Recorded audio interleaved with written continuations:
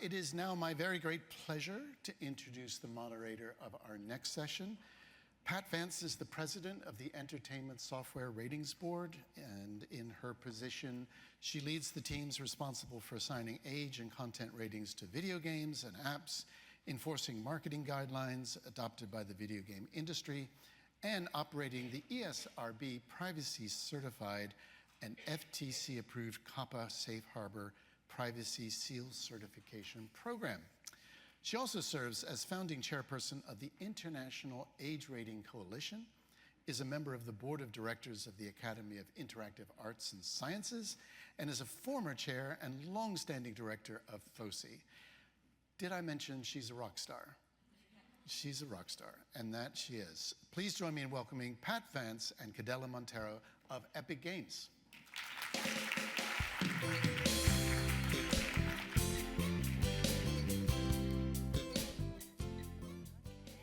Thank you, Stephen, and thank you all for joining this conversation with us today. I'm Candela Montero. I'm the VP of Trust, Safety, and Support at Epic Games. So I lead all of our work in ensuring that our games and experiences are welcoming and safe for all audiences. What that means in practice is that I oversee the team that designs our product online safety features like parental controls or cabin accounts, our content ratings team, and the team that leads, that works on moderation. I'm here today with Pat Vance, that you just heard a whole lot about. She has been a tremendous partner to us at Epic over the last few years on online safety and on ratings, and has long been a champion for both of those things and for transparency in the video games industry. So we'll go ahead and get started. So Pat, you have been in this industry for quite a long time, and you've seen video games evolve over the years. So I'd love to start us off with hearing from you how you think that evolution of video games has brought about opportunities and challenges for online safety. Well, thanks, Candela, and it's great to see everybody. I'm now I'm in the middle of my fourth decade in the video games business, so I've seen a lot of change. Right now we're looking at a $200 billion global business, more than 3 billion players around the world. The product itself has changed remarkably. Obviously we've gone from single-player games to multiplayer games to massive multiplayer online games to platforms that are solely user-generated games. We have massive amounts of streaming. There are 1 billion plus, close to 1.5 billion people just watching other people play games online. So the market's really changed. It's also obviously changed from a physical to a digital games business. Only 5% of game purchases are made on for physical product. So that's had massive ramifications as well as lots of new devices. We have VR. So you have mobile, which has exploded the market. So I think there's a lot that's changed, and obviously along with all those changes presents a lot of challenges for the business. The scalability issues are huge. With 3.5 billion players around the world, managing these communities is challenging. Text filtering has evolved into voice chat moderation. There are lots of new tools coming on, lots of new companies. Game companies themselves have developed a lot of new tools, and AI is very promising in terms of what it can do for moderation of communities. So there's a lot that's changed, but it makes it fun, and it gives us opportunities. The parental controls that the industry has built, whether it's the device level or actually in-game, they've evolved tremendously. So you can now remotely control things like managing spending, managing time spent, managing how much money your child can spend, managing what types of content can be downloaded based on the rate of the age rating, as well as managing online communications, creating friends lists, managing those lists with your child. So the amount of controls and technology and tools that the industry has created has really been terrific. So, yeah. Okay, I'm going to ask you a question. So speaking of evolution, Fortnite has evolved greatly since it was initially introduced as a single player or battle royale, and then evolving into this massive platform, not just for Fortnite players, but for user-generated content. It has quickly become our second largest storefront for IARC. So You're welcome. it's tremendous. So talk to us about how your thoughts about online safety have evolved along with the evolution of Fortnite. Yeah, you're right to say that Fortnite has evolved significantly. When we launched in 2017, Battle Royale kind of exploded in popularity that year. But several years later, we have evolved from a multiplayer game to a multi-game ecosystem that now has over 134,000 games within it, some that are created by Epic, but many of which are created by third-party creators. And there really is something for everyone. You have games that are rated E, like Fall Guys and Rocket League, E10+, like Lego Fortnite, or even teen for Battle Royale. So we know that our audience is diverse and that we really have to think about all of the different age groups when we think about online safety. I think for us, that really translates into a safety by design approach, centered around intentional product design that keeps all of our audiences in mind.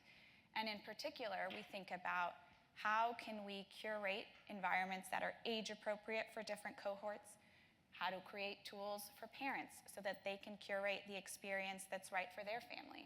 We know that some families are really comfortable with an exploratory approach to digital ecosystems, and some really want to have a more directly supervisory relationship with their child's experience online. So we want to enable them to be able to do that. We think a lot about content ratings and presenting that information in a way that's very clear and intuitive so that players and parents can make informed choices about what they might want to play within Fortnite. And we focus a lot on settings for the players themselves, because we know that if a player can curate an environment that they feel the most comfortable in, that's really going to be what enables them to have the most fun. We think about safe spending by design. That's also really important. And all of that is underpinned by ensuring that we have clear rules for our players about the conduct that we tolerate and don't tolerate within Fortnite, clear rules for creators about the type of content that we allow within Fortnite, and really robust moderation policies and processes to support all of it. So you've mentioned all of these things that you're doing. Can you drill down a little bit about actually what safety by design means in practice? Because you are doing all of those things, but there are some really fascinating approaches and tactics that you've used. Yes, so thank you for pushing me to be specific. That was a lot of words, so I will do that. I think a really great example of how we're doing this in practice is how we are curating environments for our younger players. We've talked a lot about today about how important tools are for parents to be able to do that. And we think that's important too. We released a new parental control to be able to limit your child's playtime in Fortnite just 2 months ago. But we also really believe that those environments have to be safe from the moment that the player comes into them, regardless of if a parent has engaged with the parental controls or not. So an example of that is that all of our players who are under the age of 18 have more protective settings from the start. That means that settings like chat are off by default, or their profile details are hidden, for example. And then for our youngest players under the age of 13 or their country's age of digital consent, we've created a new type of account called a cabined account. So as everyone in this room is probably very, very familiar, global privacy laws and online safety regulations require that a digital service gets consent from a parent before they can allow that service to collect the personal information of a child or give them access to certain features. And there's generally 2 ways that companies will go about meeting with these requirements. The first is that they might create a kid-specific version of that service, and that will typically have limited content, maybe more restrictive features. And kids might not find that attractive because, let's face it, nobody wants to be at the kids' table at dinner. They want to be where all the action is. And the second approach is that they might then just lock kids out until the parent provides consent. And we don't think either of those approaches are optimal. So cabinet accounts takes a different approach. When a child creates a new Epic account, if they indicate that they are under 13 or under the age of digital consent, they are asked for their parent's email address. And the parent then receives an email that lets them know that their child has created an Epic account and gives them instructions for how to go in and complete the account setup, including giving consent to the privacy notice. But while the child waits, they can go ahead and they can play Fortnite, Rocket League, and Fall Guys much in the same way that anybody else would, with the same rich gameplay that all the other players can experience, but they're doing so in a high privacy setting where chat is disabled until the parent agrees that they can use it. Real money transactions can't be made until the parent gives permission.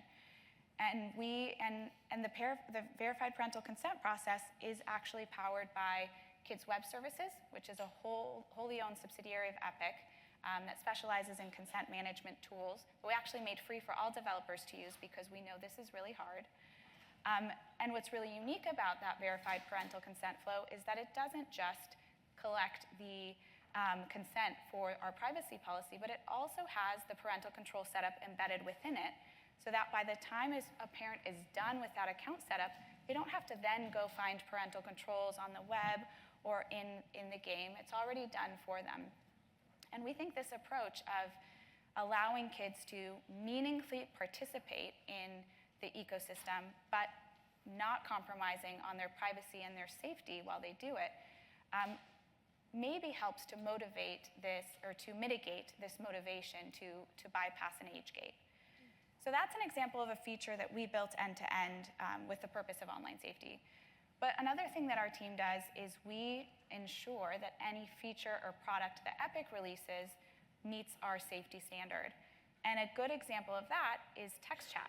So today we announced that text chat has undergone a complete redesign and expansion within Fortnite. So now text chat will be available in all of the games within Fortnite.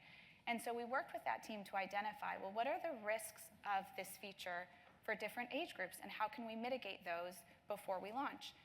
And one of the ways that we did that is we are releasing a new personal information filter with text chat.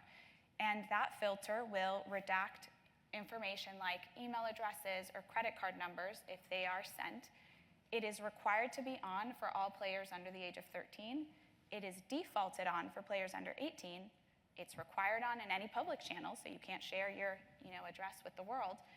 And of course, any adults can use this setting and they can enable it for themselves, like I might want to, even though I am not underage, though I look it, I know. Yes, you do. So that's another great example of some of the work that our team does. But that was a lot about Epic. So I'd love to switch gears and ask you about IARC and the work that we've done together to bring ratings into Fortnite. So I'll start by asking, why did you establish IARC? And what are some of the things that you've learned along the way in adapting it to games like Fortnite or to other storefronts? Yeah, well, International Age Rating Coalition, which Stephen mentioned, was created about 10 years ago as the mobile market started to evolve. It was clear to us as a rating agency in the US that we wanted to ensure that our ratings were available across the game ecosystem, whether it's mobile, console, PC, VR, wherever. And that in order to do that, we needed to create a scalable and globally streamlined solution for digital games. And so we also needed a solution that created very, very low barriers to entry for developers and creators who don't have the resources that traditional game publishers have. So we set out to create a SaaS solution, a software as a service solution, that would be licensed to storefronts and platforms. And then we took that solution around the world to other rating agencies. Many rating agencies outside of the US are government agencies. Some of them are self-regulatory, like the ESRB is, but many, in fact most, are government agencies. And those countries require game publishers to have age ratings from that territory displayed on the product when it's distributed in that region. So lo and behold, we got the support of 7 rating agencies from around the world. We're adding 2 more next year, and 11 storefronts or platforms to date have licensed the solution.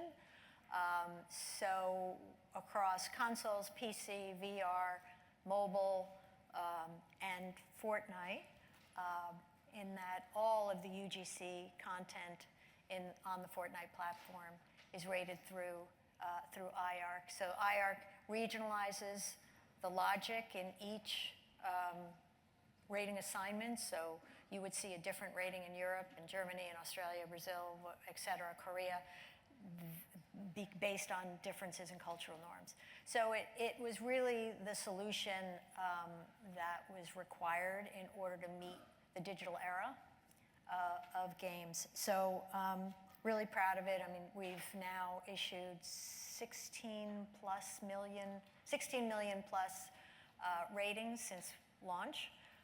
And that covers, the app market as well as the traditional games market. 4 billion, consumers a year are exposed to those ratings on various different platforms. So when it came to Fortnite, the scale of content that needed to be rated on Fortnite was pretty disarming, and it required a real degree of partnership on the part of Epic in order to actually make it work. And so Epic is involved in supporting the monitoring and review. Obviously, rating authorities are also involved in that process, but prior to publication, Epic is involved, and you can get into that a little bit more. We touched a lot of creators and developers who had no experience before getting their product rated, so didn't really understand the nuances region by region, and was curious, like, why am I getting this rating in this territory and a completely different rating in another, and were confused about the criteria, and the questions that they had to answer about their product they hadn't really ever thought about. So, it was a learning experience for a lot of the creator community on Fortnite, I think. But I think it's working. Fortnite's now our second largest storefront, so it's doing what it's supposed to do. Yeah, I think you're absolutely right. It's been tremendous to partner with you on the integration of IARC into Fortnite. It is, as you say, or was, or continues to be, a big technical undertaking that introduced a really big step change for how we thought about our ecosystem at Epic, but also how creators thought about their content. Yeah. But it was really important to us when we started talking about bringing ratings into Fortnite to be able to do so in a way that parents and players already recognized, already trusted, so that when they saw them displayed, they immediately understood what it meant, and so that would help them make those informed choices about the content that they wanted to play. And IARC does just that. I think the way that it works in practice for us is that if you are a creator that is going to publish content into Fortnite, one of the first steps in your pre-publishing flow is that you have to fill out the IARC questionnaire. And as Pat mentioned, that IARC questionnaire then generates all the region-specific ratings. As a note, for those of you that may not know, every game that is published into Fortnite has to go through a holistic human review, a moderation review, to ensure that it meets our content guidelines. And so what's really great about putting the IARC questionnaire at the front of this process is that then when the human moderator is evaluating the game and looking at whether it meets our rules, they are able to be a kind of first check, a cursory check. If what they see in the island is an obvious mismatch to the ratings that the IARC questionnaire generated, then we know that the creator probably didn't fill it out accurately, which is normal because it's new and they're learning. And they can send it back. And then, of course, as Pat said, the ratings authorities themselves are always monitoring and looking to make sure that the ratings were applied appropriately. And the cool thing about IARC is, since it's an integrated solution, technical solution, we use APIs back and forth between the storefront and IARC, and we are modifying ratings when we need to, and we control the rating that's displayed on the Yes. platform, the storefront, and that's a critical part of keeping the integrity and accuracy Yeah. of the ratings that we're assigning. But the cool thing is that what the player sees is they just see the rating on the tile as they're browsing through Fortnite's Discover page, and it's pretty seamless for them. And parents also benefited from this not only because of the ratings information now being prominently displayed on each game, but also because when we launched ratings in Fortnite, we also launched some new content rating parental controls that allowed parents to set content rating ceilings for the first time in Fortnite. So if they didn't want their child to ever play a teen game, for example, they have the ability to set that restriction. But they can also unlock individual games if there are some that they are comfortable with their child accessing outside of the rating that they've chosen as the ceiling.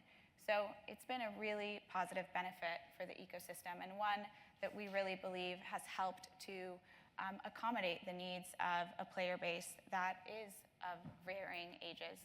Yeah, absolutely. So incorporating IARC was a really good example of how Fortnite has evolved our approach to online safety as a result of the growth of user-generated content in our ecosystem. How have you seen, what are some of the big changes that you've witnessed within the industry with the growth of user-generated content in gaming?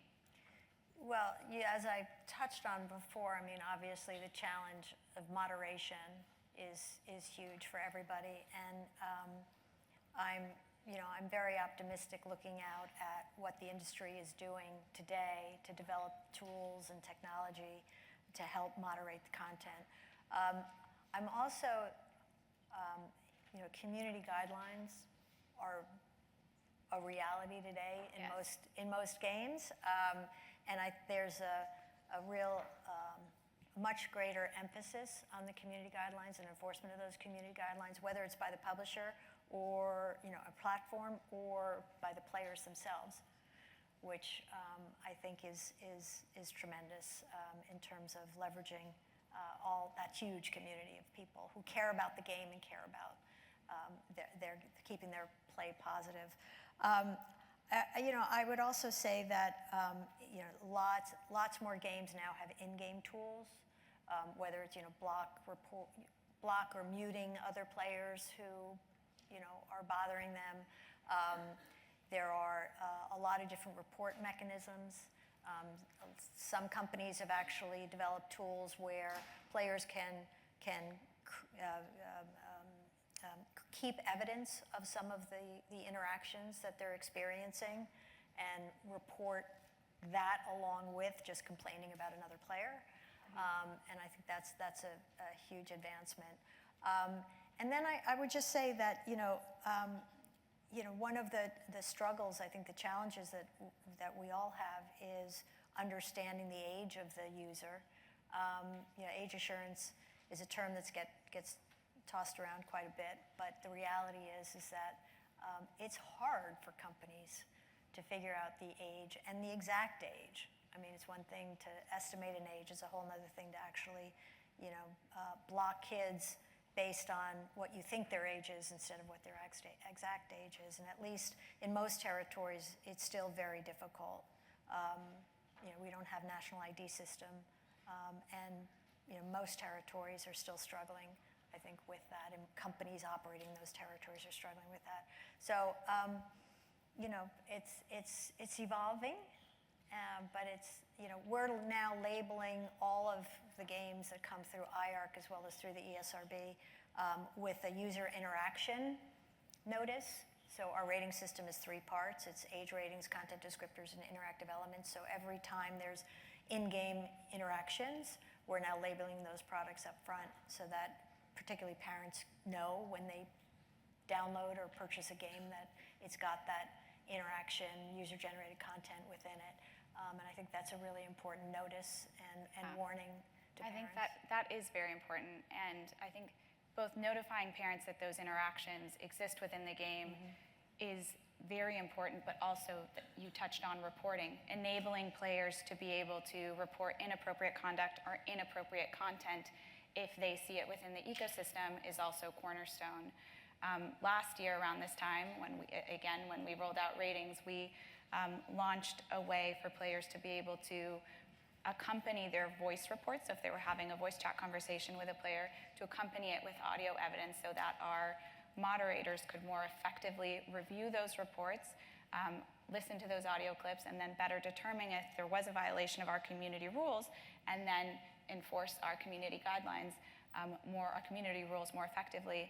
And as well, we were talking about text chat earlier. Tomorrow we will also be launching very similar feature for text chat, where players will be able to send text transcripts along with their reports of inappropriate conduct, again, so that our moderators can effectively action any inappropriate conduct in the ecosystem. So in addition to all of these player-facing features and parent-facing tools that are really important from an online safety perspective, I know you in particular and the ESRB have been huge champions of educating parents about the tools available to them, but also the video game industry at large and what these games are and what they mean for their kids' lives. And we've heard a ton today about how important these online safety conversations are for parents. So what do you think are some of the most important things to parents as they relate to video games? Well, keep it simple for one. They need simple instructions, and simple guidance and tools. They're overwhelmed as parents. Many of you are parents, and so what we try to do, with age ratings, we don't consider them dictates to parents. So if your child is 9, then they can't play in every 110+ game. We provide ratings as guides, as guideposts, as flags to parents that maybe if this rating is higher than the age of your child, maybe you need to look at the content descriptors. Content descriptors will indicate the nature of the content in the game. If that's not enough, we have rating summaries for a lot of the games that we rate. Rating summaries is a paragraph or two which give you examples. So if we have mild language, well, what kind of mild language? And that's in the rating summary. So we have several levels of information that we think are really important to parents. And then we have users, the interactive elements. So we have users interact, we have in-game purchases, we have in-game purchases with randomized items. So we have other information that's available as well. All 3 parts of the rating system are equally important to parents. The good news is that we have a generation or generations now of gamers who are now parents. And we're finding that 75% of parents are actually playing with their children now. The number one way to decide about whether or not a game is appropriate for their child is playing the game themselves. That's new. It's always been the age rating, and age rating is a close second, a very close second, but now I'm going to try the game first before I let my child play. There's been a real evolution in terms of how parents are interacting with games and how they're making decisions for their kids. Parental controls is an increasingly important part of the picture. So 80% of parents indicate to us when we do our annual research that they are activating parental controls on one of the game devices in their home. It could be a PC, it could be a mobile device, it could be a console. That's a lot of parental controls that are being activated. The number one challenge that parents have is screen time. It's consistent across all platforms, not just games.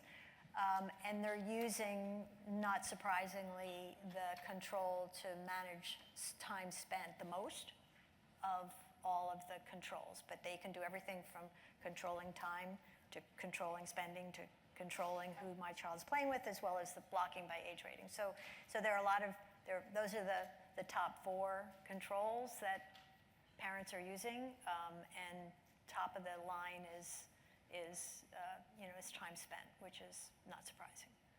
So, thank you for that. Yeah. I think one of the things that struck me as the most interesting that you just said was this advent of parents not only playing a game to see what it's like before they let a child play it, but also earlier this week you shared a stat with me about just how many parents are playing with their kids every week. I think you said 75%. 75% regularly. In other words, once a day or once a week. Yeah. I mean, regularly. Yeah. And we spend a lot of time talking about this next generation of gamers and how teens and children and teens are kind of gravitating more and more to video games, not just as a place to play, but also as a place to hang out with their friends. And I think that all of this points to that families really do see the benefit of digital play within their homes, but they really want to have the confidence that when they are going into these environments, that their children and they themselves will be safe as they do it. Right. I think it points to a continued need within our industry to put safety by design at the forefront of how we design our games and our digital ecosystems. Yeah. I would mention two things. More and more companies are actually designing reward systems in games to encourage positive behavior. So, call that safety by design. And the only other thing I would also add is we've got an incredible resource for parents called parentaltools.org, which has family gaming guide, which has step-by-step instructions on how to set up those parental controls. So we've got blogs, we've got all sorts of resources for parents. So that's been a real hub for them to go as well. Yeah. So. Well, thank you so much, Pat. This has been a pleasure. Thank you. And we look forward to continuing the conversation with all of you the rest of the day. And thank you, FOSI, for organizing such a wonderful event. Thank you.